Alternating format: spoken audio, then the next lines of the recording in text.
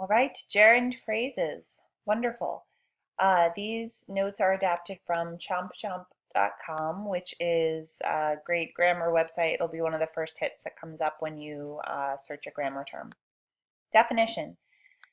A gerund phrase will begin with a gerund, which is a verb that ends in ing, acting as a noun, and it'll include some other words, modifiers, and/or objects. Don't worry about what those words mean really right now. They always function as nouns, which means that they will be very often the subject of the sentence and very often the first early in the sentence or the first thing in the sentence. Or they could be subject complements, which would mean that they are later in the sentence, usually after the subject or after a linking verb, often to be. And then they can be objects in the sentence, objects of transitive verbs, objects of prepositions. Read these examples from Chomp Chomp. Eating ice cream on a windy day can be a messy experience if you have long, untamed hair. That probably makes sense to many of us, some of us. Here it's the subject of the verb conjugated to the verb can be. The whole thing is the subject. It's not enough to pick a certain word in it. A more disastrous activity for long-haired people is blowing giant bubblegum bubbles with the car windows down. Here, blowing giant bubblegum bubbles with the car windows down is the subject complement of the verb is. So is a linking verb here. This is the subject. And the gerund phrase is the complement. Completes it. Wild food adventures require getting your hair cut to a short, safe length. Getting your hair cut to a short, safe length here is the direct object of the transitive verb require. All right, so they're pretty simple, but something to guard against confusion with. Gerund phrases and present participial phrases are easy to confuse because they both begin with an ing word. Participial phrases try to masquerade as lots of other different kinds of phrases. I guess they're just really fundamental. The difference between the gerund phrase and the participial phrase is that a gerund phrase always functions as a noun, while a present participial phrase describes another word in the sentence, acts adjectively.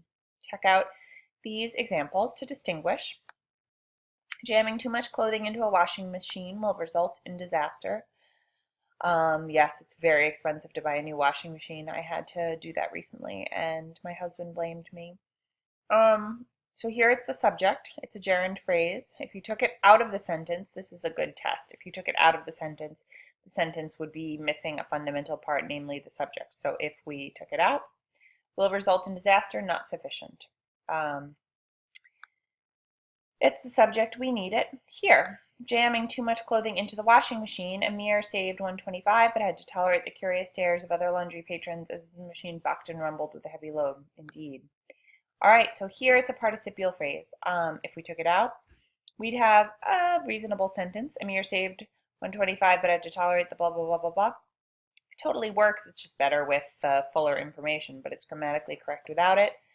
Participial phrases are optional. Gerund phrases are integral to a sentence.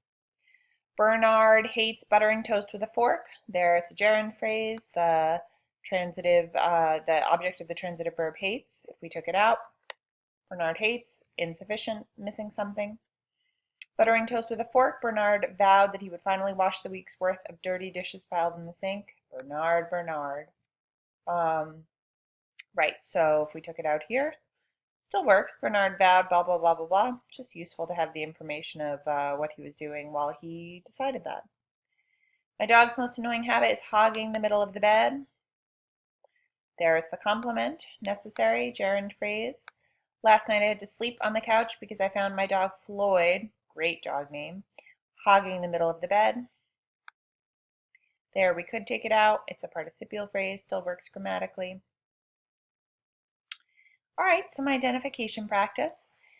Read the following sentences, see which of them and where have gerund phrases in them, if any. Well, that's misleading. Some of them definitely do. So pause here, find gerund phrases where you find them, and then unpause, start again, and I'll tell you the answers. Okay, sure you got these right. These are pretty manageable. Looking around the corner scared him, so he stood with his back pressed against the wall. Looking around the corner is a gerund phrase here. It's the subject of the sentence. Gerund subject. Red and flashing anger, Jeff's face appeared, glowering at his equally defiant friend. No gerund phrases here. We've got a participial phrase here, independent clause, no gerund phrase. Watching the news while eating cookies is an activity undertaken by many politicians. This is a gerund phrase, subject of the sentence. Great. Laughing bonobos often startle casual zoo-goers. Last week, one dropped her raspberry rascal Slurpee at the sound.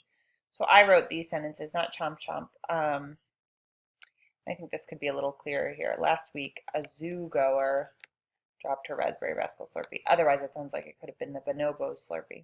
All right, so laughing bonobos often startle casual zoo-goers. Last week, a zoo-goer dropped her raspberry rascal Slurpee. So here, this might have enticed you because it is in participle ing form, but it is not a gerund phrase because it's followed by it's acting as an adjective here of bonobos. So it's not a gerund. That one's tricky. Baxter earned the privilege of licking the cookie dough spoon because he had cleaned up all the baking mess. All right, here we've got licking the cookie dough spoon is the object of the preposition of here, and it is a gerund phrase. So we have a gerund, object of preposition. Hopefully those weren't too hard. All right, so your additional practice with these. Write 5 sentences with gerund phrases in them. Make sure at least 2 of them use gerund phrases as something besides the subject. And those are gerund phrases. See you soon.